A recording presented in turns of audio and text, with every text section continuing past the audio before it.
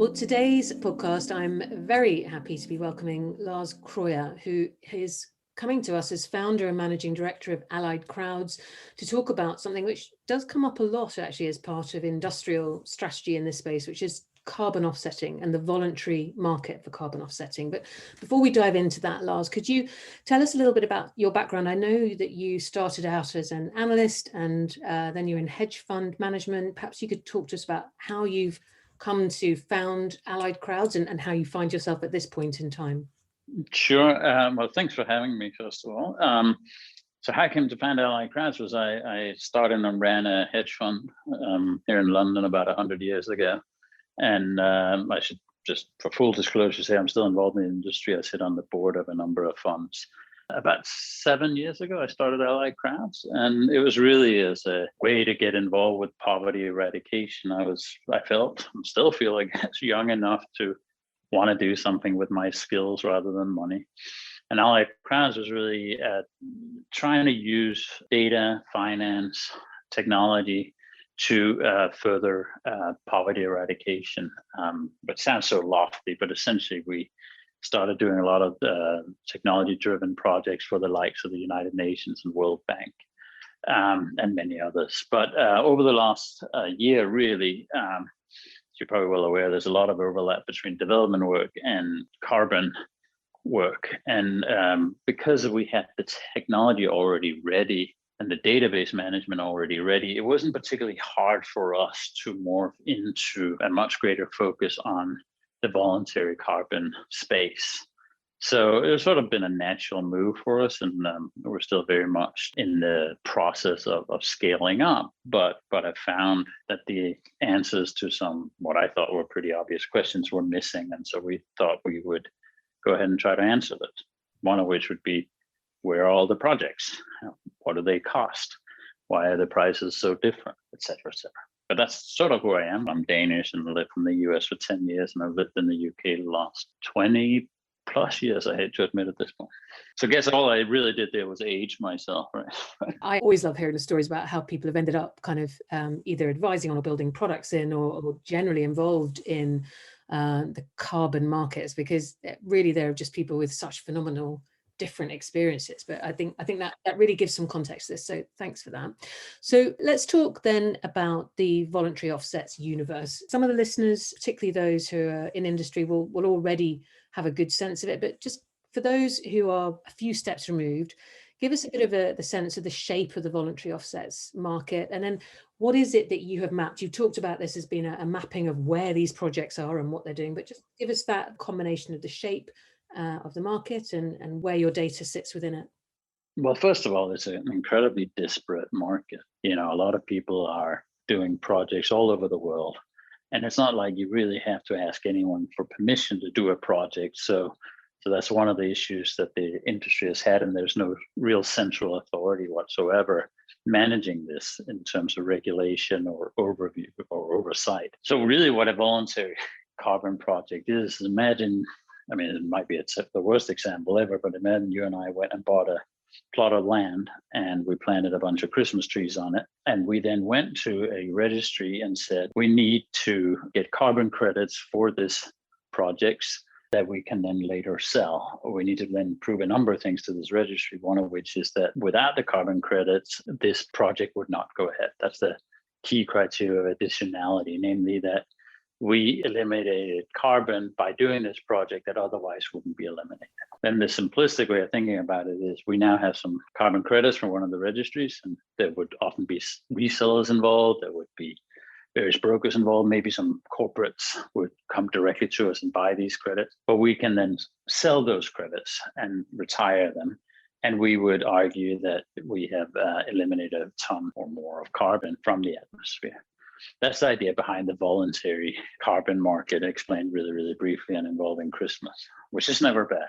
But so I think the way to think about it is that for various reasons, many reasons really, an ever increasing number of corporates and individuals want to be carbon neutral or reduce their carbon footprint. And there are all sorts of regulated ways that force people to do it. But in the voluntary market, it often has to do with corporates' very genuine desire to be more green, but also increasingly pressure from customers, suppliers, etc., investors even, to be carbon neutral, maybe even carbon negative, or at least less carbon emitting. And what corporates can do then is to go buy these carbon credits and use that in various ways for their own reasons. And for the industrials that we most often come across, I suppose it's partly what is exactly as you've just described, but also they want to be making moves to reduce the carbon footprint whilst the technologies that they are testing and investing in are still in those kind of early stages and not yet fit for scale or not yet at scale. So I suppose some of this is a permanent plan and some of this is how do we offset things in the short term until we've actually stopped emitting at the levels that we're emitting at.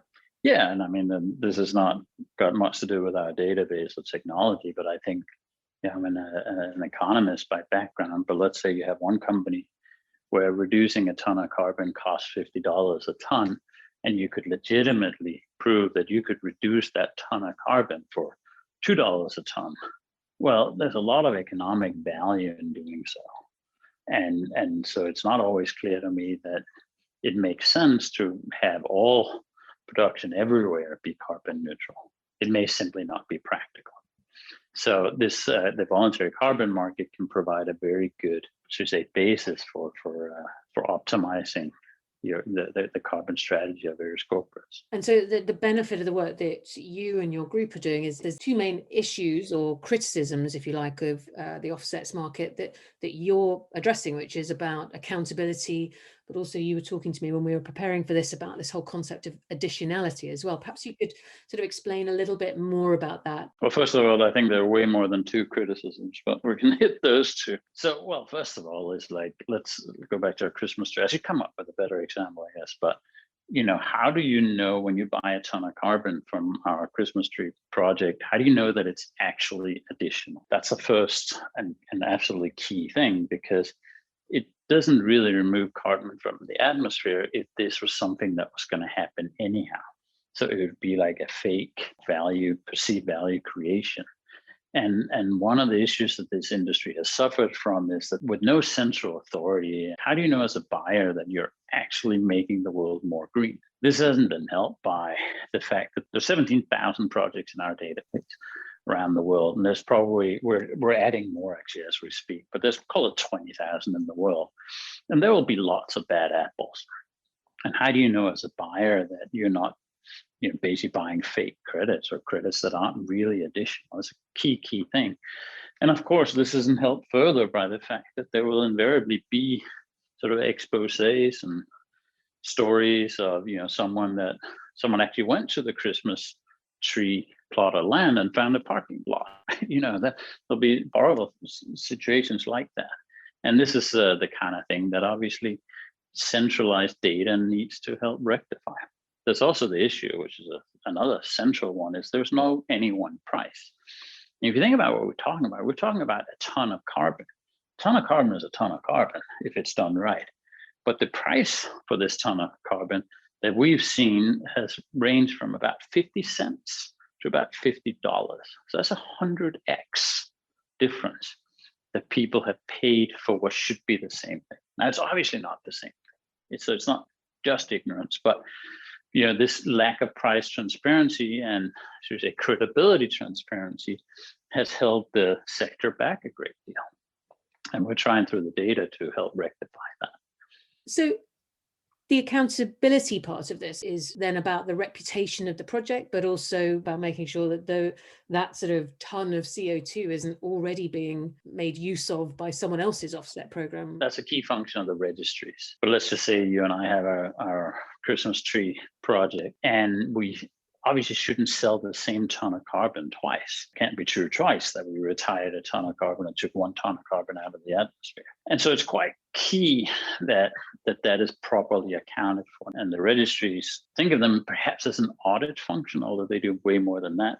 But it's also something that the resellers can be very helpful with. So think of the registries as they're the ones that come out and write these 50-page in-depth reports that what we're doing is actually good for the environment and that we're actually doing what we say we're doing. Then the second portion is sometimes we will then have gotten these credits from one of the registries out there, and there's tremendous concentration issue there, we will then often go to a reseller and have that reseller be further check.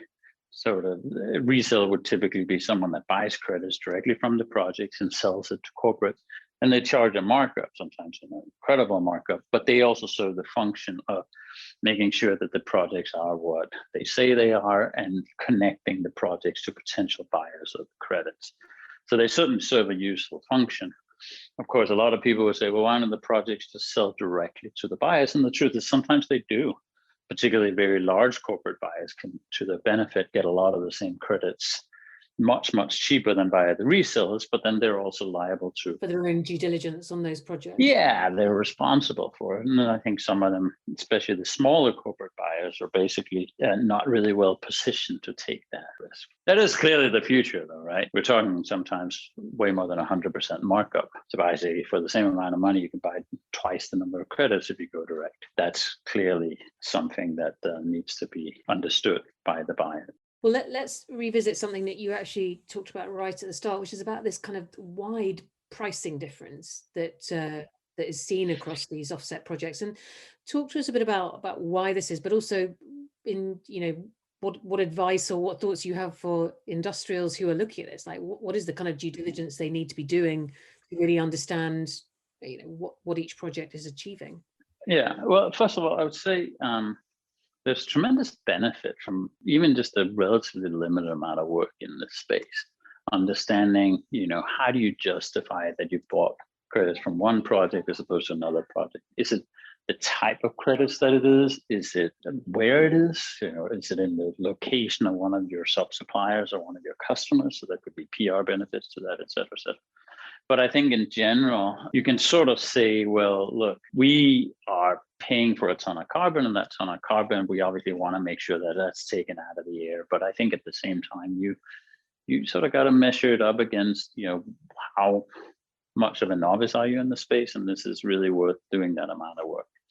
So I think, for everyone, I would say, make sure that it lines up with your objectives. Make sure you understand what you're doing, and there are great benefits to even a fairly small amount of work in the space. But this isn't going away. I mean, it isn't going away as a problem, but also as a solution. So it's well worth spending the time, I think, for the various corporates. That interesting phrase you used, a ton of CO2 not being a ton of CO2 always. First of all, a ton of CO2 is not a ton of CO2. Well, obviously it is, but a lot of projects have what they call co-benefits, right? So if you are in a place where not only are you taking a ton of carbon out of the air, but you're also supporting employment or helping indigenous people or helping animals or other things that help in other ways or have development purposes in other way, typically those projects command a higher premium.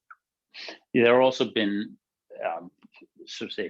some debate, although you very quickly get into very rigorous academic debate about, is forestry better than methane? Which sectors are better or worse? So that's slightly separate from the what's called the co-benefits. But so there's, these are hotly debated things.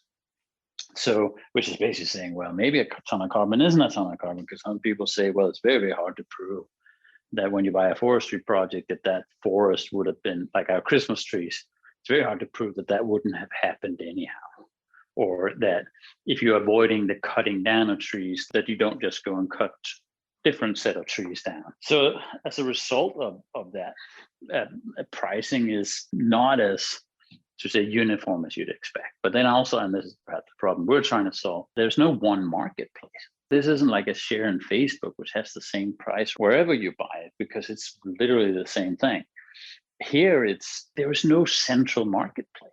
So a lot of these prices is because, frankly, that's what some company was willing to pay for that ton of carbon. And you don't have to display the price. You don't have to report the price.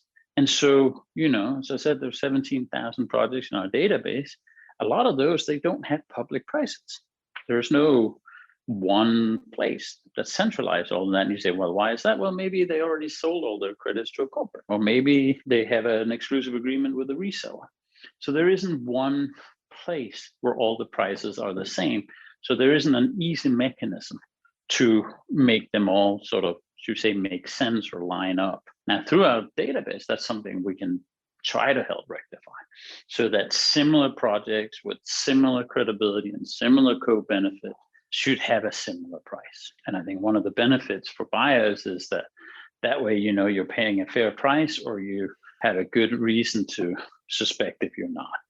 And that in turn will lead you to get more credible tons of CO2 for your money, which should be any buyer's ambition. It's kind of fascinating as you're talking about it. I think I had underestimated before our conversation, let alone before this, quite in a way how early stage the market is. Like the way you're talking about it and the different players within it and the lack of visibility into it it's got all the hallmarks of just an early stage market that is going to develop and grow. So I'm wondering what you see the next level of offsets market looking like. What if you were going to kind of gaze into the future and give your predictions? What's your sense of where this is heading? I mean, my view is this has all the hallmarks for explosive growth, because I personally think it's a huge inefficiency that when you look at regulated market, corporates are essentially paying, call it $30 plus, sometimes even more, to eliminate carbon.